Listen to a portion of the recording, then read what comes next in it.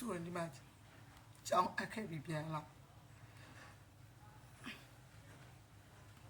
ကျမတို့နေပြီးတော့မှာ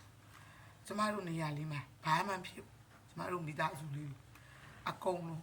အကိုသားသမီးတွေရောကျမသားသမီးတွေရောကျမညီမလေးသမီးတွေရောဘာမှမဖြစ်အခုဆိုရင်ဒီနေ့ဆိုရင်ပို့ပြီးတော့ခြေခွဲရမန္တလေးစကားကြောက်စီဘယ်လိုတွေတက်ကြမလဲဘယ်လိုတွေစခန်းသွားမလဲကျမစာမတက်ခဲ့ဘူးစာမတက်ခဲ့ရတဲ့အတွက်ပညာမတက်ဘူးပေါ့နော်မရှက်ပါဘူးဒါပေမဲ့ကျမကလေးလေးတွေကိုတော့ကျမပညာတက်ကြီးတွေဖြစ်အောင်ကျမထားမှာပါစမ်းကုန်ထားမှာဒါပေမဲ့ကျမပေါ်ကြတော့လောက်ရကြတယ်ပေါ့နော်ပညာတက်တွေကဘိုလူကလိန်လိုက်ဒီလူကညာအဲ့လိုမျိုးတွေလည်းအဖြစ်မခံနိုင်ဘူးအဲ့ဒါကြောင့်မလို့အခုမန္တလေးနဲ့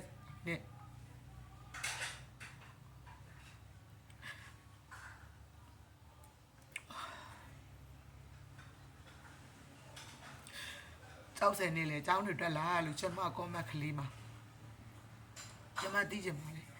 ဝမ်းသာလို့မေးတာမဟုတ်ပါဘူးစိတ်ထဲအရင်မကောင်းလို့မေးတာပါတချို့ဆိုရင်ကလေးတွေမရှိတော့ဘူးတချို့ဆိုလို့ရှိရင်မိဘတွေမရှိတော့ဘူးကိုချင်းစာလို့ပါကျောင်းတွေရောပြန်ဖွင့်နိုင်ကြလားလို့ဆိုရင်လို့မေးချင်းဖြစ်ပါတယ်